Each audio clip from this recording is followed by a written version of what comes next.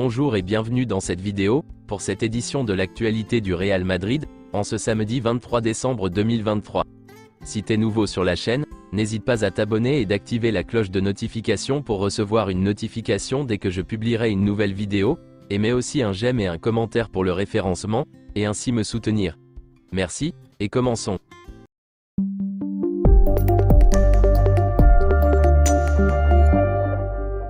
Le Real Madrid s'est imposé à Vitoria et termine l'année en tête de la Liga.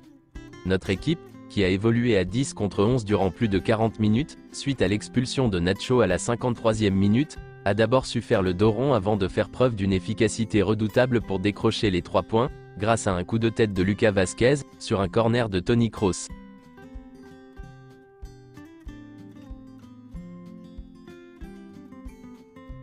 Lucas Vázquez a été l'homme du match.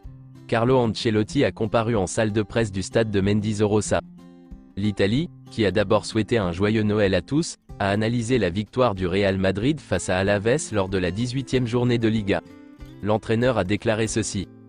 Nous sommes très satisfaits de cette soirée, car ça a été difficile et compliqué, mais grâce à l'énorme engagement de l'équipe nous avons gagné. Jouer à 10 durant plus d'une demi-heure a engendré un effort énorme. C'est pour cela que nous avons mérité de gagner au final. Le match a été compliqué et à un de moins tout le monde pensait que nous aurions pu faire un faux pas ce soir. Cette équipe a une énergie peu commune. Nous avons bien résisté, bien joué et bien défendu à 10 et au final nous avons été récompensés. Rodrigo et Lucas Vázquez. Rodrigo est un peu fatigué, et Lucas Vázquez a marqué ce soir et avait délivré une passe décisive contre Villarreal. Il est dangereux dans la surface. La sentence sur la Super League ? C'est important pour tout le football et les clubs. Il y a des clubs qui ne sont pas encore assez convaincus, mais le fait qu'il n'y ait plus de monopole qui gère notre monde, je crois que c'est positif pour tous les clubs et les joueurs. Cela peut améliorer le calendrier international, qui est ce qui nous préoccupe en ce moment.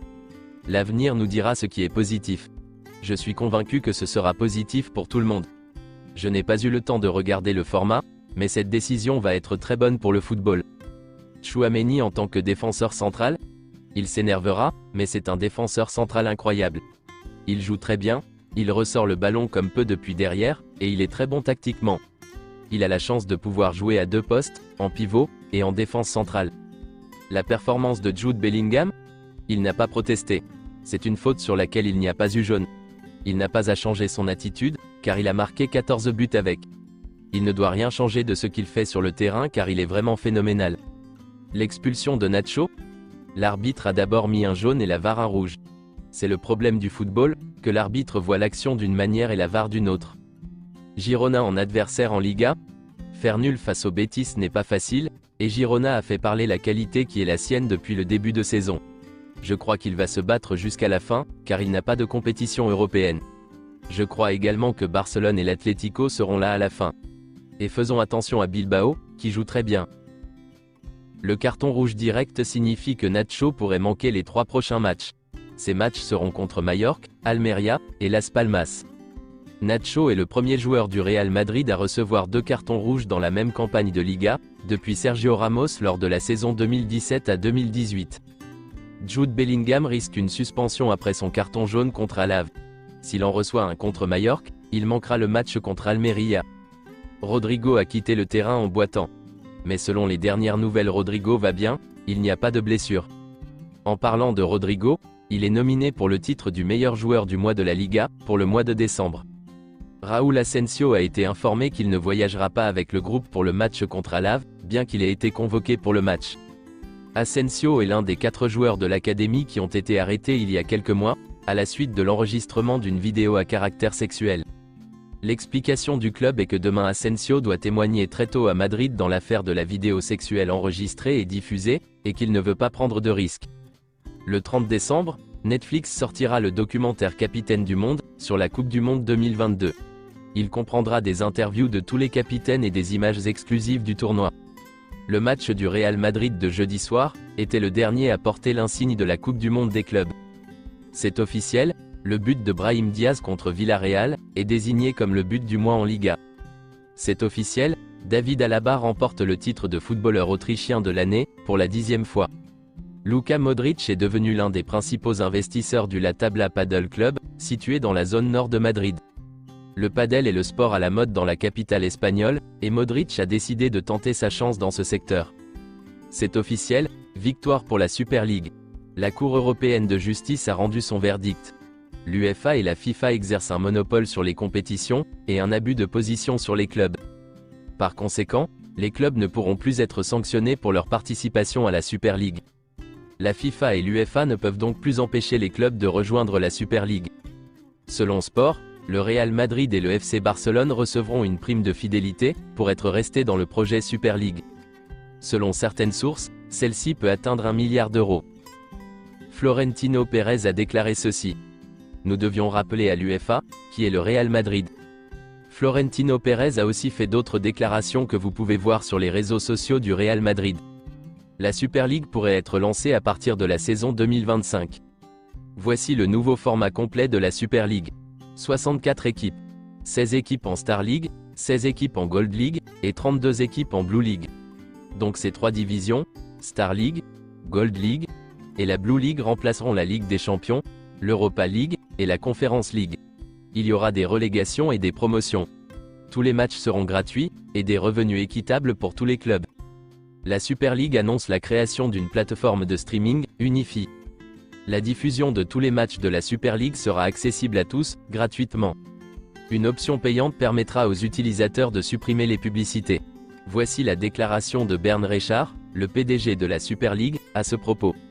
Le football devrait être gratuit pour tout le monde, et pas seulement pour ceux qui paient un abonnement. Voici une déclaration de Javier Tebas. La Super League a perdu aujourd'hui, il n'y a aucune chance d'organiser la compétition prochainement. Il y a très peu de chances que la Super League soit organisée en 2025, date à laquelle il prévoit de le faire. Maintenant, je dis zéro chance pour la Super League. La Super League sera un double championnat. Le Real Madrid contre le FC Barcelone. La Super League va diffuser des matchs gratuitement? Ce qu'ils disent est économiquement insoutenable. Quelqu'un qui comprend les droits audiovisuels ne peut pas dire cela. Le miracle des pains et des poissons a été fait par Jésus-Christ, pas par le PDG de la Super League. Je paierai 100 dîners, pour que nous ne voyions pas la Super League, et que ce ne soit pas gratuit, 1000 dîners. Isabel Ayuso, présidente de la communauté de Madrid, répond à Javier Tebas. Voici sa déclaration. La libre concurrence a toujours été meilleure que les monopoles. Cette nouvelle concurrence va révolutionner le football. Le temps donnera raison à Florentino Pérez. Voici les clubs qui ont publiquement refusé d'intégrer la Super League. Manchester United, Manchester City, Tottenham, Chelsea, le Celtic, le FC Porto, Séville, Valence, l'Atlético Madrid, la Real Sociedad, Cadix, Levante, le Real Valladolid, Grenade, Villarreal, le Bayern, Dortmund, le Paris Saint-Germain, Monaco, Inter Milan, l'AS Roma, l'Atalanta, et le Feyenoord. Selon les dernières nouvelles, le président de Naples a déclaré que l'équipe était ouverte à rejoindre la Super League. Le président du Napoli se dit prêt à un dialogue avec d'autres grands clubs européens, pour construire ensemble le projet. Voici la déclaration de Ceferin, le président de l'UEFA. J'ai regardé la présentation du format. J'ai du mal à décider si je suis choqué ou amusé. Ce format est encore plus fermé que le précédent. Nous n'essaierons pas d'arrêter le Real Madrid et le FC Barcelone. Ils peuvent créer tout ce qu'ils veulent. J'espère qu'ils lanceront leur compétition de haut niveau le plus tôt possible, avec 2 clubs. Selon certaines informations, l'UEFA envisage d'abandonner le nouveau format de la Ligue des Champions qui verra le jour en 2024, et de s'en tenir au format actuel. Voici ce qu'a déclaré Nasser Al-Khelaifi. Nous n'avons pas à interdire à ceux qui veulent rejoindre la Super League de le faire. La meilleure compétition de clubs est la Ligue des Champions. Si nous l'avons depuis des années, comment quelqu'un pourrait-il ne pas vouloir en faire partie? Et Nasser Al-Khelaifi s'en prend à Florentino Pérez, en déclarant ceci. C'est étrange de parler de la Super League, avec les trophées de la Ligue des Champions de l'UEFA derrière soi. Voici une déclaration d'Infantino, le président de la FIFA. Avec le plus grand respect pour la Cour européenne de justice, l'arrêt d'aujourd'hui ne change rien. Nous avons organisé les meilleures compétitions du monde, et c'est ce qui se passera. Selon le journaliste sportif Paco Jo, le Real Madrid scrute le marché des défenseurs.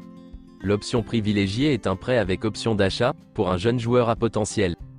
Selon Fabrizio Romano, le Real Madrid va continuer à discuter des options pour signer un nouveau défenseur central en janvier.